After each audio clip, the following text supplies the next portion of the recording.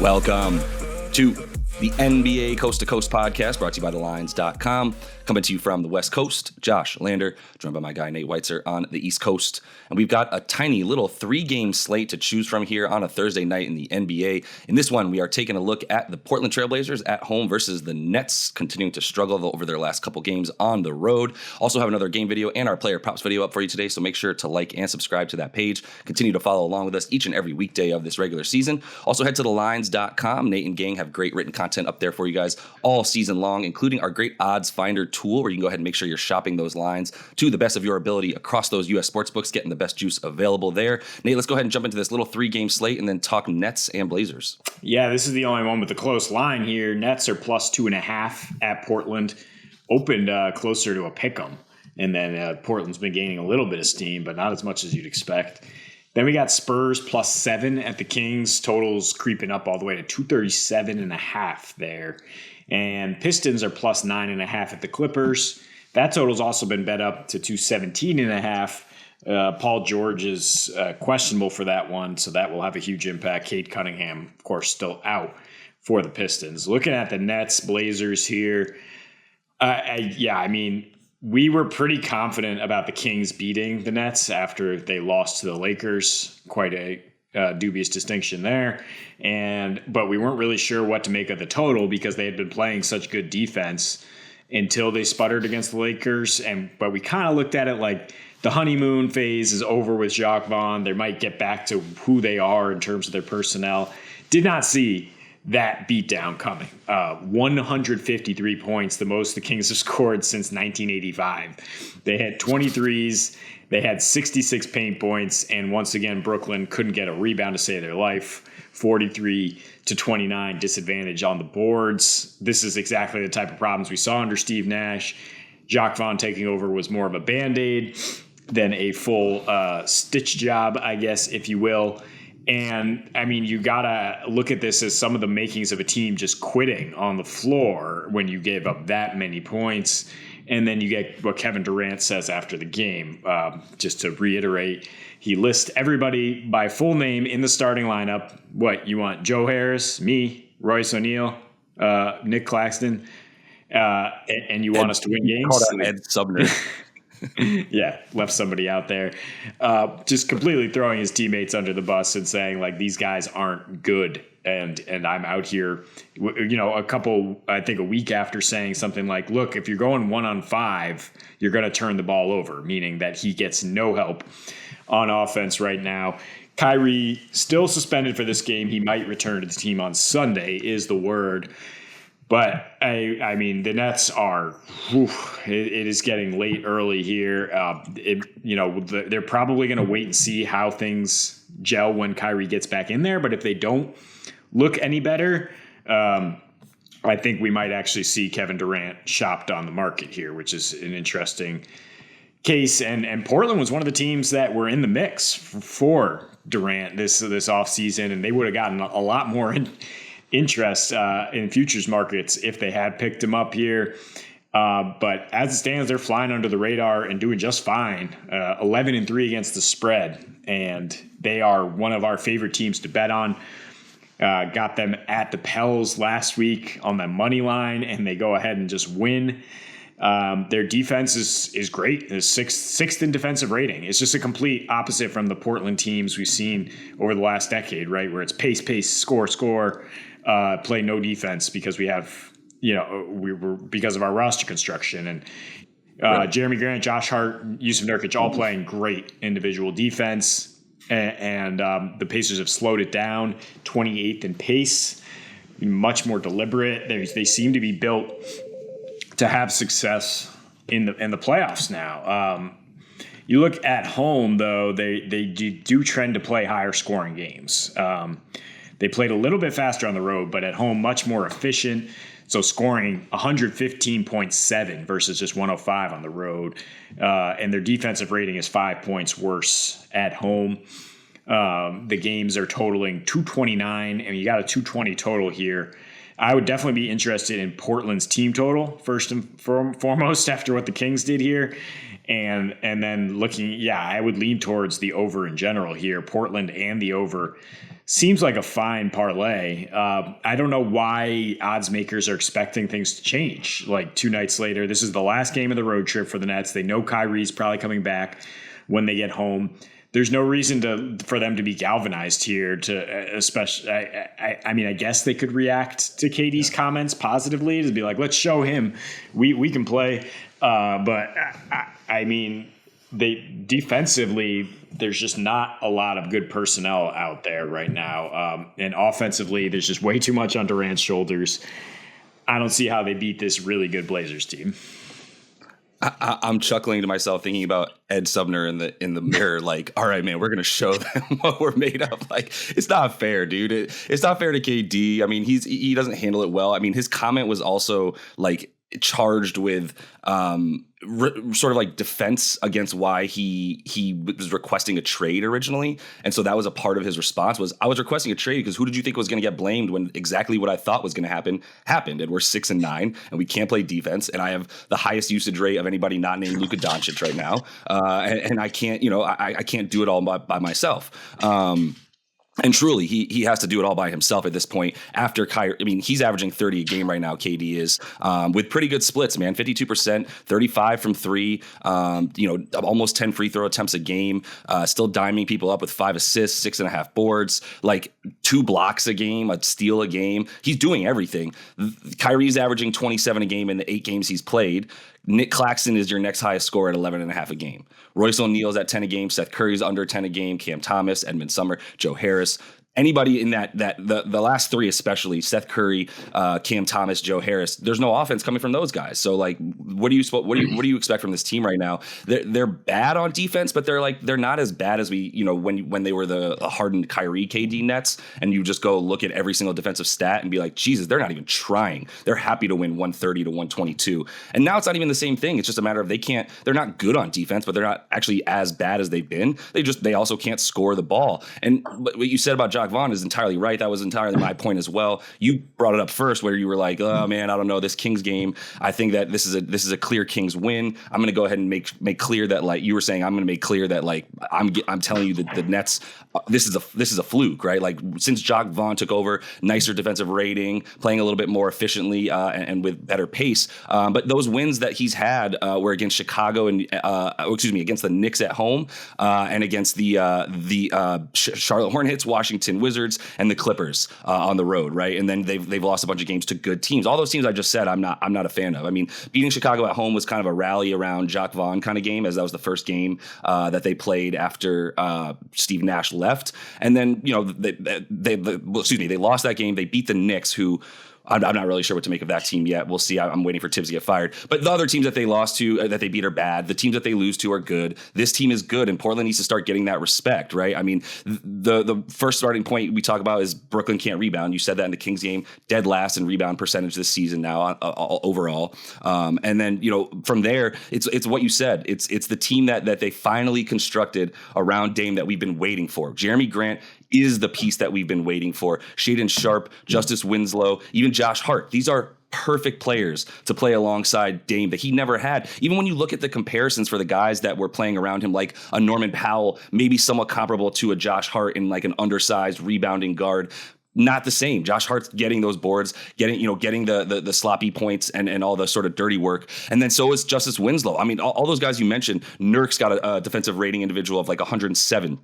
Shaedon Sharpe, 105, Justice Winslow, 104, and everybody else, Jeremy Grant, and even Anthony Simons, all have defensive ratings under 110. The only guy in the starting lineup in the rotation is Dame, who's like at 113. But he's doing Dame stuff, man, and that's all their offensive numbers are like literally Dame's numbers, right? It's just the personality of Dame. They're 7th in true shooting. They get to the free throw line the 4th most times. They're 8th in fourth quarter scoring. They're 5th in 3-point percentage. They turn the ball over an ass ton, and they shoot. Right now, they're shooting in the bottom 5 in terms of field goal attempts because that pace is a lot slower, like we said. But Dame time really is everything we just said. 3-point percentage, getting to the rim, turning the ball over an ass ton right now, as he's still sort of getting back into the shape of things and is pretty sloppy, as this team has the 2nd highest turnover percentage in the league. But everything they're doing on defense is for real, dude, and that's really what it comes down to. Last year, 12th in terms of, 3rd worst opponent 3-point 3-point percentage, right? This year they've dropped it all the way down and are finally in like the top 10 essentially in opponent 3-point percentage. And that's all because of those dudes I just said that they didn't have last year, starting with Dame, but then also obviously all the Winslows and the Jeremy Grants and the Josh Harts. So I prefer an over in this game but I don't know if the Nets are going to come along for the scoring. So to your point, if you're touching a total here, go ahead and feel great about the Blazers team total. But at the end of the day, odds makers have this wrong. And Kevin Durant is the only reason, the fact that he's stepping on the floor for Brooklyn tonight is the only reason this thing is not above 5 or 6 points. Yeah, and there's a non-zero chance that Kevin Durant has a made-up injury and just straight up doesn't play after what he said now last night. You know, I mean, that's maybe the best way to treat this from a standpoint of like, all right, fresh start with Kyrie when he comes back. But I mean, then you'd be obviously sitting really pretty with the Blazers bet. I think you're just fine otherwise. Look, Durant has been getting all that defensive attention. He's not lying when he says that. He's failed to score 30 in 6 of his last 7 now.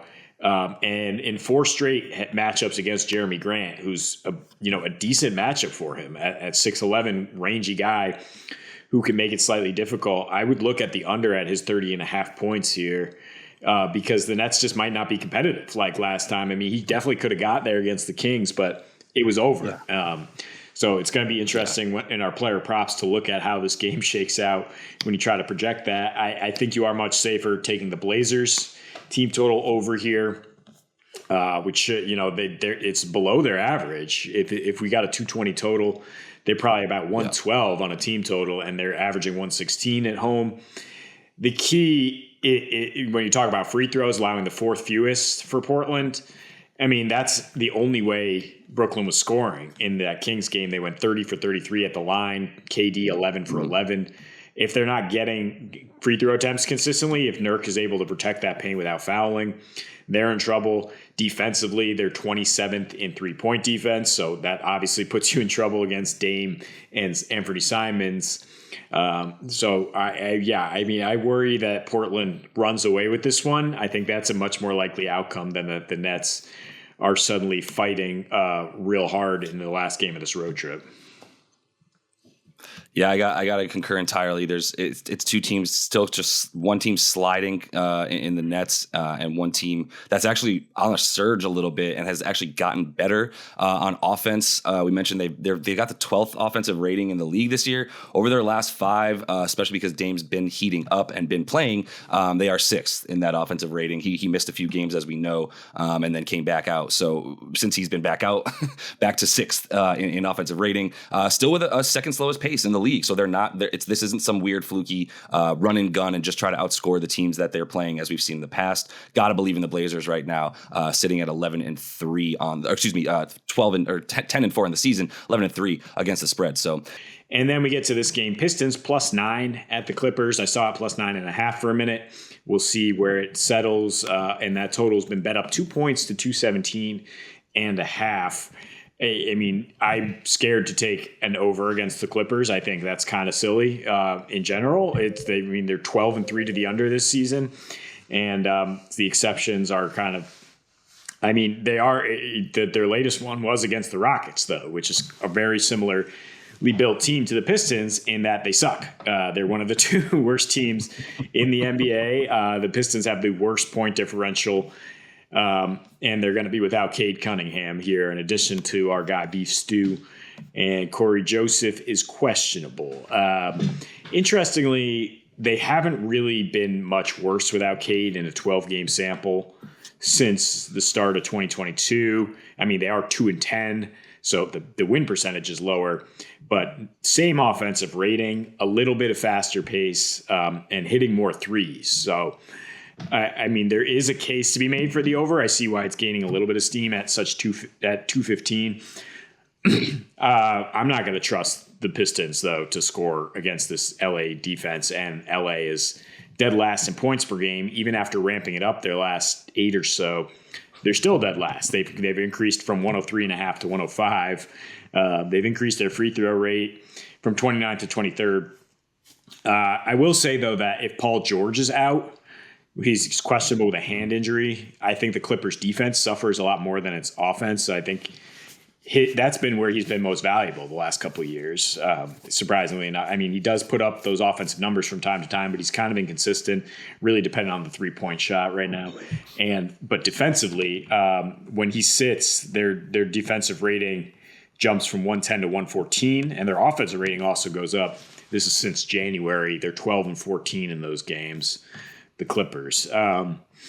So, I mean, honestly, it's kind of a scary game to bet. We're choosing from 2 games with large spreads, aside from that Blazers game that we really like the Blazers in. I do like Bojan Bogdanovic to hit a few threes here. He's only getting 2.5 is his prop. He has lit up the Clippers his last 2. Will say the Pistons have a rest advantage here that's pretty key. And they're 2-1 against the spread with that rest advantage. They've been off since Monday, where they played the Raptors pretty tough without Cade. That's impressive. That's a similar matchup you get against the Clippers, right? Kind of those long wings and great defensive team. Only lost by 4. So I definitely lean towards the Pistons covering here. If you can get it all the way up at +10, I think that's fine. I mean, the Clippers aren't really blowing doors off anybody this season. Of course, Kawhi is not playing. If PG's not playing, then you're sitting pretty good here. Luke Kennard is doubtful as well, and their 3-point percentage is just far, far worse without him. I mean, he's their one sniper right now. And I mean, Jaden Ivey, I guess we got to talk about is Cade Cunningham's out, but Jaden Ivey is the goods, and he's got 26 against the Celtics, 21 against the Raptors. This is why they brought him in, to be, to pick things up when Cade is either on the bench or he's injured, or to just share some of the ball handling responsibilities, and he's up to it. He's a guy who grew up as a coach's kid, right, and is just a really savvy basketball player, kind of a Jalen Brunson East right now, and I trust Brunson's in the East now to keep the Pistons, close enough in this one and cover 10 points. Yeah, a friendly reminder: you don't have to bet every game in the NBA because I mean, if you want to watch it, then fine. But the Pistons are feisty. I mean, it's weird. Like, they're 1-5 really against the spread as an away underdog. They're failing to cover against the spread by like 7 points in those instances, getting beat by an average of 15 points a game. Interestingly enough, the Dubs also are getting beat by 15 points a game on the road as away underdogs. But so just to tell you how bad they are right now. Detroit, I like, Cade. I don't hate the offense when Cade's in it, when they have Cade, Jaden, and Bojan all playing at the same time. They're even guys like Isaiah Beef Stew, who we love, they help in that sense, like having a formidable offense. That is not going to be the case tonight. It screams under, even at like 217. I think it's at 216.5 right now in most books. Like, it still screams under to me. This LA Clippers team, like, that's all they have. That's all they do is play defense and hustle, and are in the top 10 and pretty much most important categories on defense in the NBA right now. The only thing that they're actually allowing at a really weird rate is their opponents to score off of turnovers, and that's because of the fact that they are turning the ball over. So 20 points a game off of turnovers. But if you consider what the Pistons are doing, that's not really how they score either. They're not exactly getting out into transition and causing those fast break points for themselves to the degree that you would need to really be able to take advantage of this LA team, which is the main way that teams, I think, have, like I said, taken advantage. They're still not really giving up a ton of points on off the fast break either, so they are getting back. Like I said, the hustle's been there, right? Like, if you look at a lot of the hustle stats for the Clippers, it's just a sort of blue collar team trying to just go to work each day with their workman's hats on, because it's like 6 dudes scoring in double digits, and then one of them, named Paul George, is above 20 points a game, right? And so the usage rate is pretty even across the board. There's not really like a go-to, as we well know. The 3-point percentage is awful. It's really bad for them right now. Luke Kennard, he's shooting in the high 40s. He's averaging 3 threes a game. That's not what you need from a 3-point shooter. So there's just no pace and space. There's a lack of 3-point attempts. There's a lack of, like I said, everything that's caused by being clogged all over the floor for them, it's really what the issue is. It's been a lot of Paul George playing pretty good on defense once again, as we know he's always capable of doing, and leading that transition for them when they are able to score. So I don't really want to touch. I wouldn't really pick LA in this game to cover such a large spread. I think if you're going with Detroit, you're going with a sort of stars out, bets up kind of scenario where they're happy to just let guys cook. They're coming into this game with no expectations, similar to how I'm going to go play golf this weekend. Haven't played in like a month, so I have no expectations. Maybe I'll be pretty good. That's kind of what I'm looking at here for Detroit. Is we don't expect to win this game, but if we can put up a few points and at least stop this really anemic offense for the Clippers, then we can cover it. We can keep this under 10 points. Yeah, and they just stayed within 10 points against the Celtics 2 games ago. Like I mentioned, Jaden Ivey leading the way with 26. If you can hang with the Celtics, who I guess this is my forced segue to say number 1 in our power rankings on thelines.com. Boston looking good, kid. Crushed the Hawks last night without Marcus Smart or Brogdon, and good Lord, they're terrifying. So if you can stay within 10 points against them, I think you can within the lowest scoring team in the league. I mean, especially if PG's out or, not necessarily going to go hard in this game because they are expected to win. And it's a long season. He's carrying along a large load here. I'm not sure if something's wrong with Reggie Jackson in terms of his health, but I would definitely be interested in his props here. Either way, when they come out, I think they're going to wait on the status of George before they release them. He was about 14.5 points last game, got over that against the Rockets. Also enjoys playing against the Pistons, his former team. Averages 19, 6, and 5 in 4 meetings with the Clippers since he's been playing against the Pistons in those last 4 games. So I would look for Reggie to have a pretty good game here, but other than him, and Norman Powell, like, who's creating offense for the Clippers? Like, what's their path for just blowing past anybody, even the 28th scoring defense in the league right now? The Pistons should be able to hang around if they can get to the free throw line. They are number 1 in that department. They're also 9th in offensive rebounds. So if it is kind of a mucky game and you're saying the Clippers are a blue collar team, the Pistons should be able to do enough to hang in there. And we just saw them do that with the Raptors. Again, really similar to the Clippers in my mind.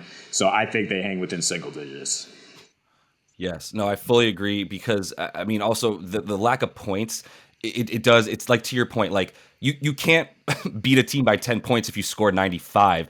It's just not very likely that you're going to hold an NBA team to under 90 points in today's NBA, right? So the recipe for a blowout is that the Clips have to score like 110.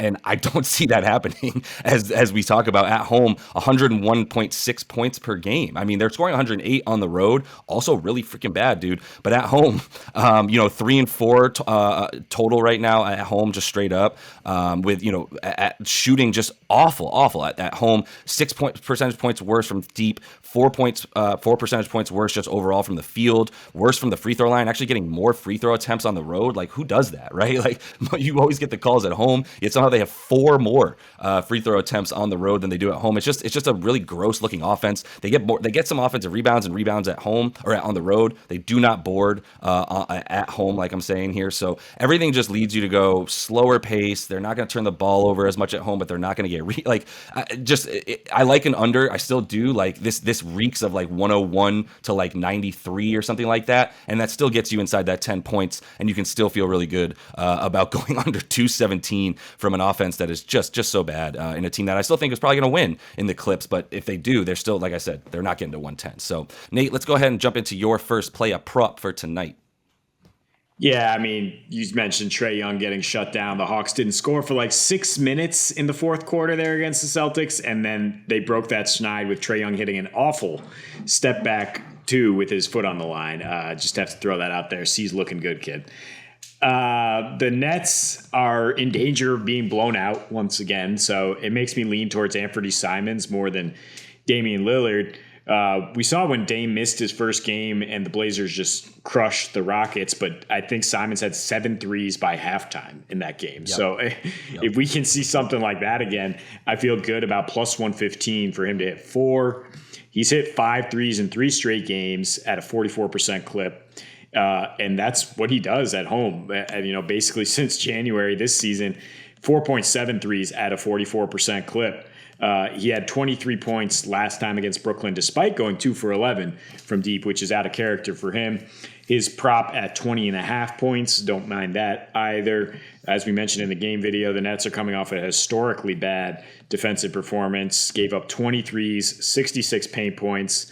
On the season, they allow the second most threes to shooting guards and the ninth most points to shooting guards. Not much else to say here. I mean, it's a team that looks like they could be quitting, or at least might pack it in to end this road trip and hope to get things back together once they get back home. But man, they just, the wheels fell off in that last game. Yeah, they fell clean off, man, by the second quarter. Yeah, if you're not going to play defense, it doesn't really matter what happens. I mean, Simons is averaging 22.5 a game this season. He's learned to play with Dame. Like last season, it was like Dame's out, Simons over 20 points, Simons over 3 or 4 threes made. Like just hit it, let's get it. But this year you can still bank on him doing all that stuff with Dame in the lineup. Like I said, averaging not only the 22 points a game, it's also the run that he's getting, same amount of time. Actually leading the team in minutes at 36 a game, and still putting up about 10 3-pointers a game. So Dame's not limiting his ability to get his touches. He is the second banana.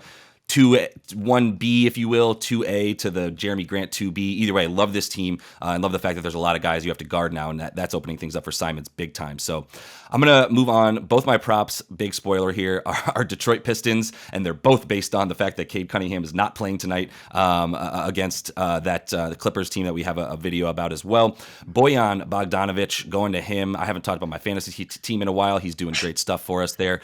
He's 2.5 threes for him. Over that is even money, about plus 105 on DK there. He likes playing against the Clips. His last two versus the Clips, 21.5 a game, 15 for 21 from the field, and 10 for 12 from three. That's over 2 games, dude. So 71% from the field, and what's that, like 90%, 89% from three. I feel pretty good about it. His home road splits, there's not much there, pretty much the same. He shoots a little bit better on the road, scoring about the same amount, 20 a game or so, wherever he's playing. He does shoot a few fewer threes, and interestingly enough, without Cade Cunningham in there, he also makes less threes. Not super surprising. Cade's a great distributor, and Bojan's obviously doing a lot more playmaking when he's in the game, probably a lot more shooting off of the dribble as opposed to being able to spot up and be set when Cade just gets him the ball. But he does score more points, right? 24 a game with Cade out versus when Cade is in this season, averaging about 19.3. So the 4 points more, 17.5 points is his points prop. I think it's really, really low. I'm happy with the threes because you get the way better juice. 2.5 for him is plus 105 versus the 17.5 points on DK, minus 125. I'd be happy to buy a point and get that to 18.5 for Bojan, and then go ahead and get that close to about minus 105 there to get the extra point, or excuse me, sell a point there. Go ahead and alternate that total up a bit to 18.5 to get better juice, and get that close to even money there as opposed to the minus 125. Yeah, I mean, the fewer 3-point attempts, I think, is really a scouting thing from other teams saying you got to run this guy off the line. But the fact that he's getting 24 points per game is, what he's done since he basically burst on the scene with the Pacers, to be like, look, you can doubt me because I look like a slow white European dude, but I've got a bag, man. And he can score at all 3 levels. That last 20-point performance against the Clippers was just in 25 minutes with the Jazz. And it was key because Paul George was out. So if PG is out here, I think you gotta like Bojan a lot more. They don't have a great matchup for him other than PG. And also like Reggie Jackson on the Clippers side of things. Whether PG sits or not, I think if you can get his props pretty low, but we don't know what they are yet. I'm going to go with a guy who's on one of my fantasy teams, Keldon Johnson.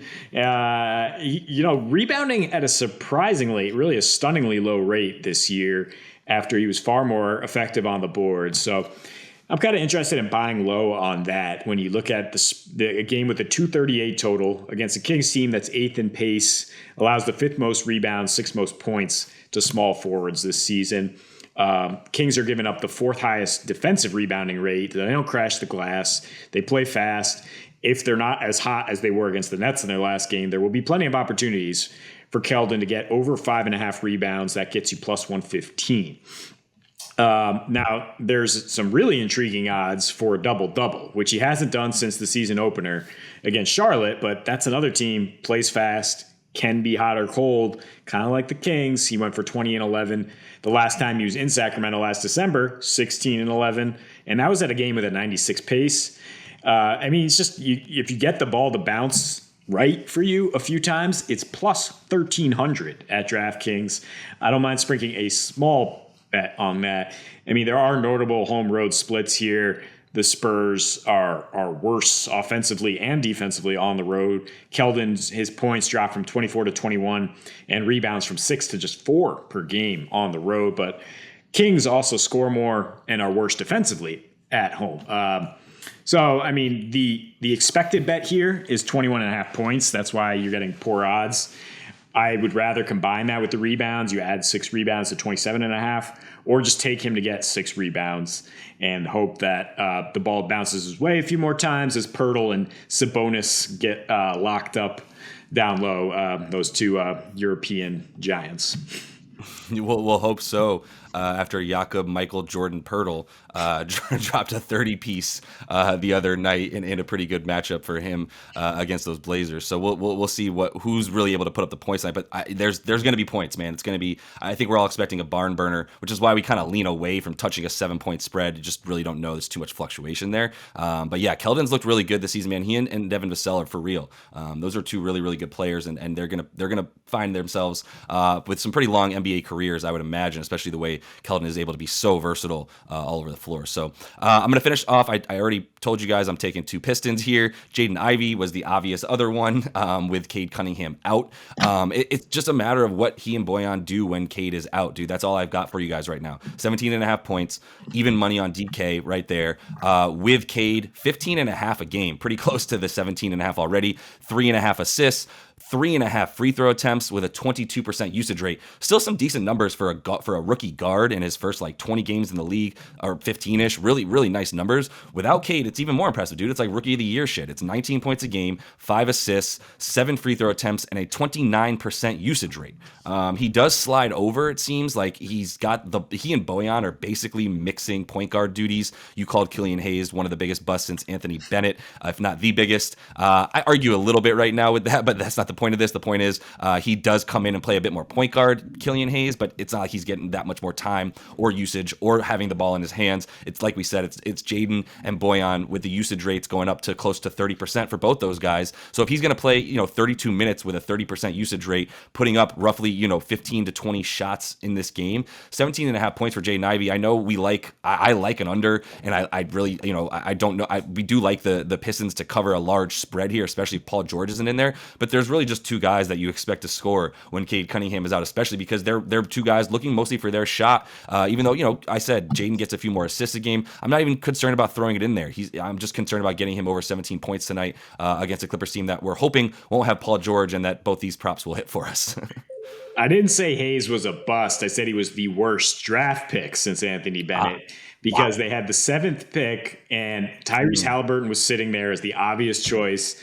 They passed, and imagine if this team had Cade and Tyrese Halliburton in the same backcourt. Instead, they had to run it back and take Ivy, who's not a bad consolation prize here with this draft. I mean, he's for real. And the fact that he's now playing besides Killian Hayes, who just can't play, certainly couldn't play against the Raptors in the lab matchup. And the Clippers are also a tough team.